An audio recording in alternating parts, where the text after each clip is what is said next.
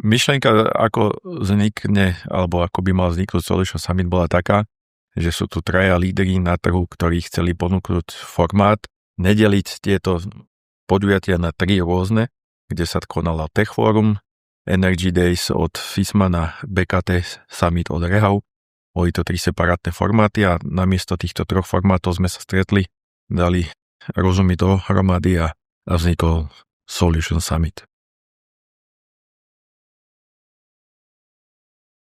Ani to jednoduché rozhodnutie nebolo, bolo to len taký prirodzený vývoj toho trhu, že Slovensko je relatívne malý trh na to, aby sa tu konali 3 rôzne vysokokvalitné podujatia pre relatívne menšie spektrum záujemcov v oblasti TZB.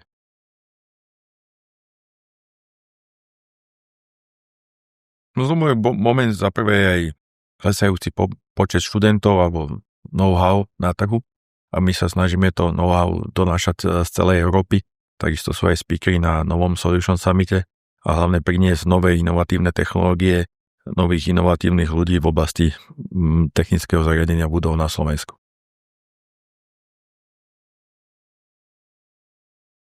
Názov aj tohto Solution Summit vychádza z toho, že ponúka riešenia a tieto riešenia, ako aj Rehau, ponúka riešenia ako aj v prefabrikovanej výstavbe. To je jedna z tém, ktorú sme zavedli na tento ročník. A ďalšou témou je, hlavne v našom celom regióne, či už V4, alebo aj na Slovensku, sú tie brownfieldy. A to sú komplexné riešenia zón, ako je brownfield, a ponúknúť tam technické riešenia, nie len ako vykurovať alebo chladiť, ale kompletné energetické riešenia. Tak sa to nazýva preto aj Solution Summit, že hľadáme riešenia ponúknuť, ťaháme informácie z celého európskeho regiónu, alebo ako aj z Arabských Emirátov nám príde rozprávať o veľmi zaujímavej téme, ako je centrálne zásobovanie chladom, ktoré by sa tu malo rozširovať viac a viac. Určite spájanie firiem veľkého technického významu, ako je Rehau, je aj v tom, že my ponúkame nejakú časť riešenia, ale neviem pozrieť celé komplexné riešenie. My sme dodávateľ väčšinou zariadení o vodu alebo spracovanie vodu, ako máme nové logo, aj we are managing flow of water, tak riešime všetko, čo sa týka vody, ale neriešime zdroje. Čiže na zdroje máme potom spoločnosť FISMA, na tú realizáciu zase spoločnosť Klima ako hlavný partner, a ďalší naši partneri tejto konferencie sú väčšinu tí naši užívateľia týchto spoločných navrhnutých riešení. Komunikácia medzi sebou navzájom a potom ďalšie riešenie je aj energetická kríza alebo ceny energie ako také. A zatiaľ málo publikovaný problémom je aj riešenie problémov s vodou ako takou. Rehau ako tuto partner jediný sa zaoberá dosť často vodou, ako zdravotechnikou, rozvodami pitnej vody a kanalizácie. Takisto je zachytávanie dažďových vôd. Toto sú hlavné témy, ktoré by nás mali asi najviac zaujímať. To je ten managing flow of water a voda a energie. To sú dve veci hlavne, ktoré budú ľudstvo trápiť asi aj na najbližších desiatkách rokov. Napríklad polovička Českej republiky má obrovský problém s pitnou vodou. Takisto my máme dostatok, ale keď si ju nebudeme dostatočne dobre chrániť a manažovať, tak budeme mať veľký problém. A ďalší problém sú tie ceny energií, stále zatiaľ na Slovensku fixované, ale realita na svete je iná a ceny energie stále rastú a rast budú a má to obrovský dosah aj na obyčajných ľudí bývajúcich v jednom rodinnom dome, ako aj v bytovom dome alebo v kancelárskych budovách.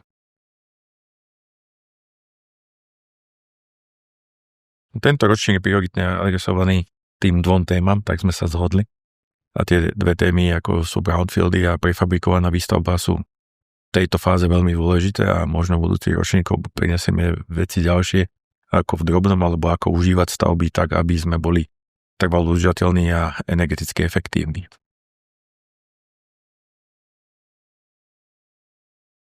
Vzájomnú diskusiu o problémoch a hľadania riešení na aktuálne témy, ktoré vznikajú v stavebníctve pri výstavbe či už bytov, kancelárskych priestorov alebo aj priemyselných objektov.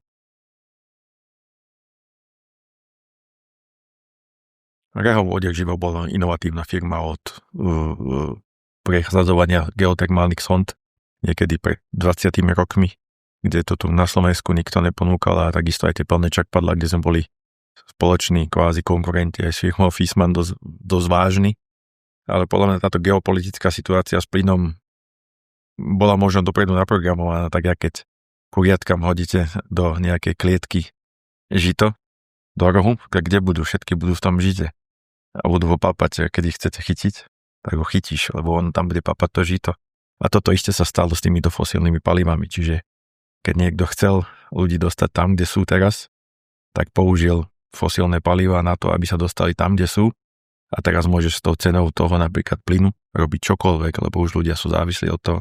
Preto treba diverzifikovať zdroje, s ktorými sa to deje, lebo tak či tak sme už zásadne závislí na fosílnych a od toho sa odklonie bude trvať roky. Lebo teraz za 30-40 rokov sme sa stali závislí na fosílnych palivách, ale len preto, že sme si zvýšili svoj komfort na úkor toho, že sme v tom rohu ako tie kuriatka, ktoré papajú to zrno.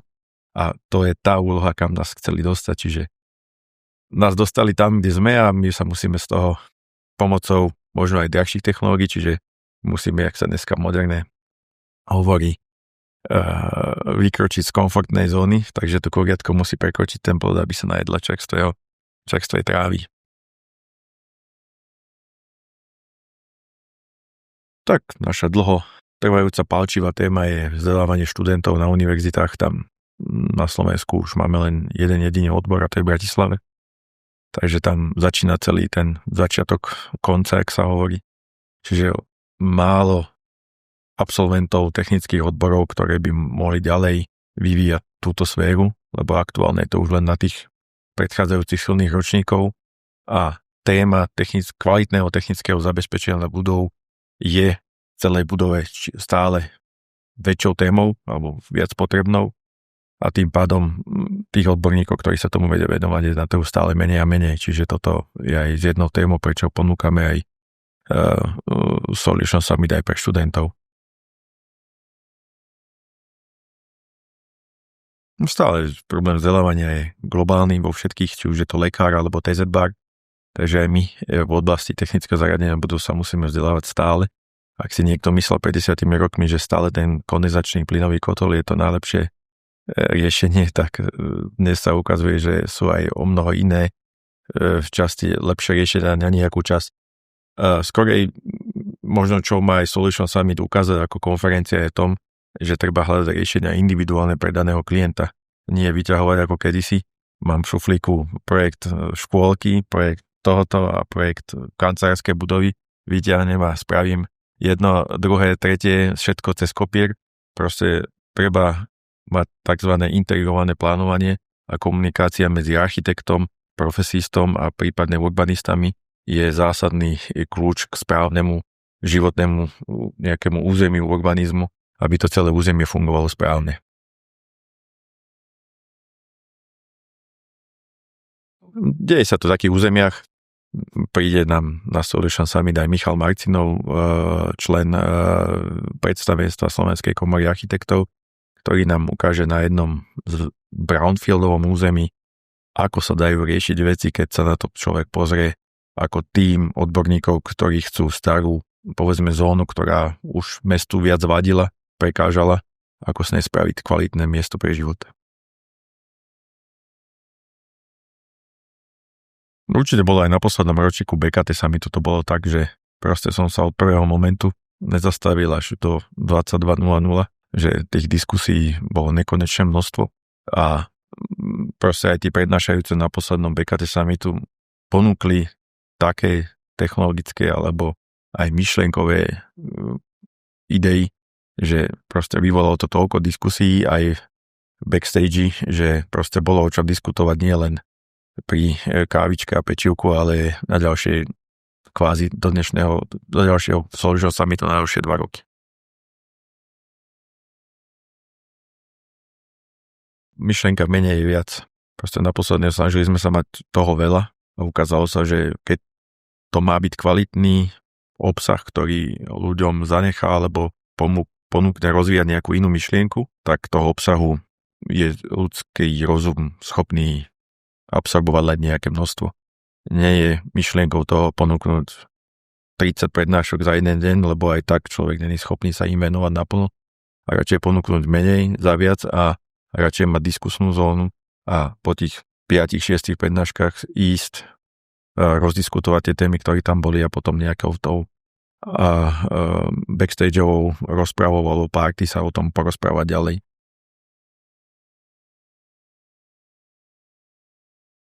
Solution Summit by sa mal posunúť, aby kvalitne reagoval na vzniknuté témy, ktoré tlačia slovenský tak v stavebníctve, ako aj v technických zariadeniach budov.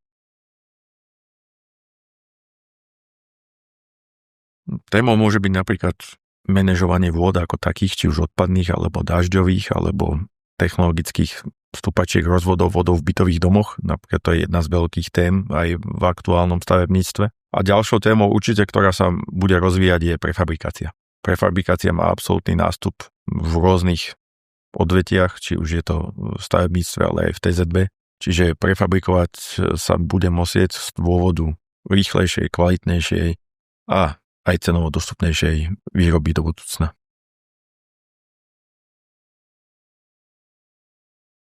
Nenazval by som komunizm, aby som povedal, že starí technickí inžinieri, ktorí používali sedliacky rozum, neboli ďaleko od toho, čo sa deje teraz. To bolo, lebo však slovenskí stavbári, inžinieri, ktorí stavali 2/3 postkomunistickej Európy alebo aj ďalej Blízkeho východu. Takže rukopis československých stavebných inžinierov sa nesie, povedzme si, možno až 1000 km odtiaľto, takže nestávali to inžinieri tam z toho územia, ale stávali to inžinieri z Československa, ktorí stávali napríklad aj v Sýrii, Alžírsku a neviem kde všade, stávali to slovenskí alebo československí stavbári, takže myslím, že tá sféra prefabrikovanej výstavby tu bola a výhoda, že dnes máme 3D modelovanie a o mnoho presnejšiu prefabrikovanú výrobu. Čiže my vieme vyrobiť panely oveľa väčšou presnosťou, ako to vedeli, že vtedy, lebo nemali na to technológie, ale my na to technológie máme. Čiže ukazuje sa aj vo viacerých sférach, či už modného priemyslu, že tá móda sa sem vracia v nejakých cykloch, takže aj tá móda, ako aj stavebníctvo, proste len treba obkúkať od našich starých otcov, čo robili, nájsť tam možno nejaké drobné vylepšenie a bude to určite dobre aplikovateľné aj do budúcnosti. Obytná určite. Najväčšia alebo podobne veľká je Weiland Senica. Tam má 200 metrových vrtov. Ale to je zahraničný investor, ktorého to bežné. Čiže Weiland je nemecká firma, kde použiť takúto technológiu pre priemyselný objekt je určité áno. A je vidieť, že to majú a že to má dáva pre nich zmysel. A takisto takto možno v budúcnom Solution Summite budeme ukazovať to, čo som teraz prezentoval na SKGBC. Všetci sa čudovali, že vrty. Tak som spravil in medias res, koľko je vrtov naplánovaných, zrealizovaných alebo tak tí takto všetci sánko povedali, že kde sú, že čo som prezentoval pred rokom a tento rok, že kam sme sa pohli, to bolo, že 2 lastovičky a teraz som im ukázal 15 projektov, ktoré sú už buď zrealizované alebo krátko pre realizáciu, ako aj napríklad, že Prešovská nemocnica bude mať 172 vrtov 140 metrových.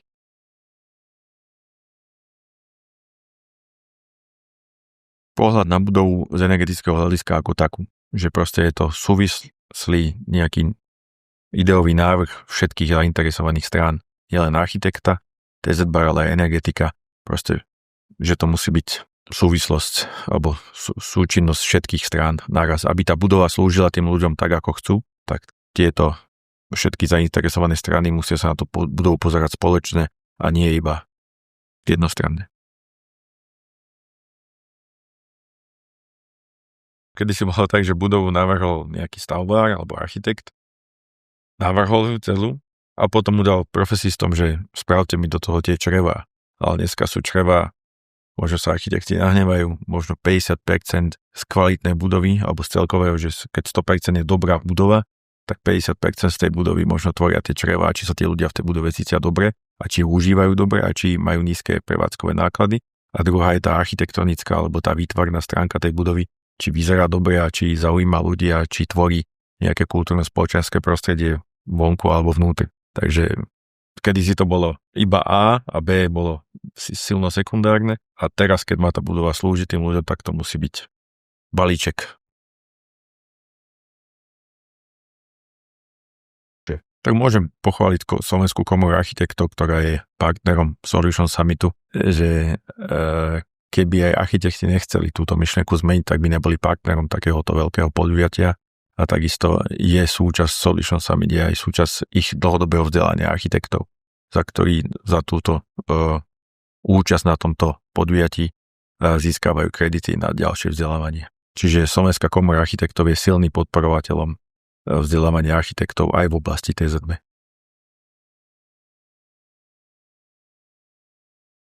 Problémom, alebo čo je na riešenie, bude určite nedostatok kvalifikovaného personálu a zároveň implementácia umelej inteligencie do našich technológií a zároveň aj spájanie týchto, že ako umelú inteligenciu pripraviť tak alebo využiť tak, aby nám nahradila veľké množstvo chýbajúceho vysoko kvalifikovaného personálu v oblasti technických zariadení budov.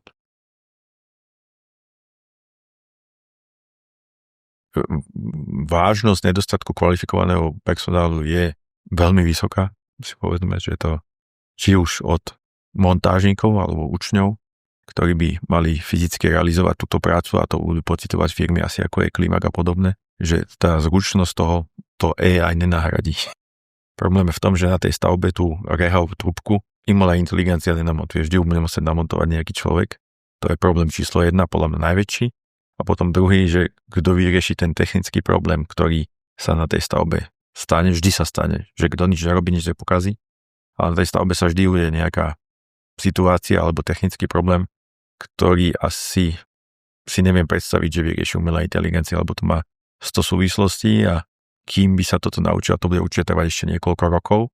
A koniec koncov, ten tečúci ventil, keď aj zistí umelá inteligencia, že mi to tečie tam a tam, tak ona ho neodstráni. Čiže zase tam bude musieť ísť niekto, ktorý bude musieť byť do určitej miery aspoň milý na tých našich klientov, napríklad majiteľov bytov, zaklopať mu, dohodnúť s ním termín a prísť mu tam vymeniť ten tečúci ventil. Čiže toto je tá téma číslo 1, že mať dostatočné množstvo kvalifikovaného personálu technického, ktorí budú ochotní riešiť takéto problémy, ktoré sú absolútne zapchatá kanalizácia, nefúkajúca ventilácia alebo vymenia filtrov niekde v potrubiach.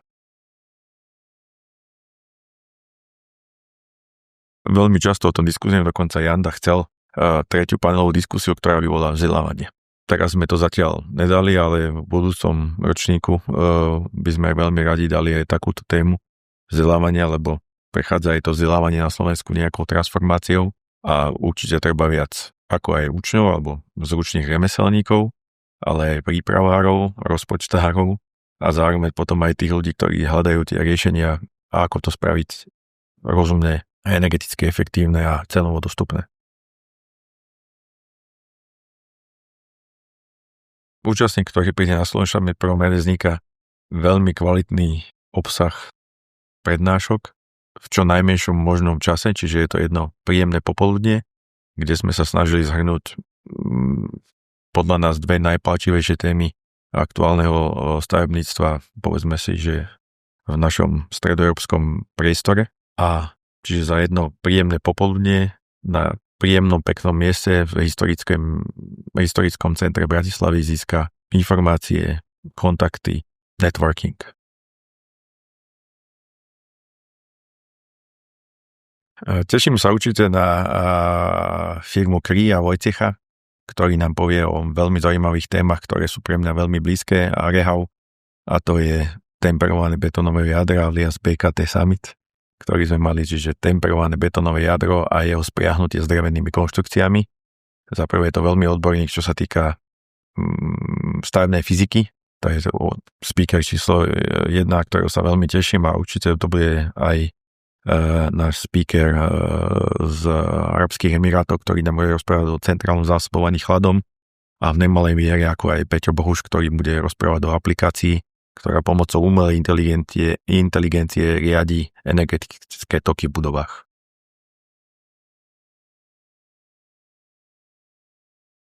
Získať veľa kvalitných, inšpiratívnych informácií za veľmi krátke časové obdobie.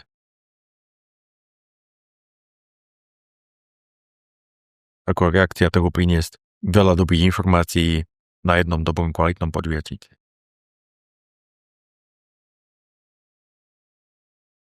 pohľad na budovy ako také. Inovácie. Speakery. Obsah. Networking. A prednášajúci zo Spojených arabských emirátov. Inovácie. Nechať sa inšpirovať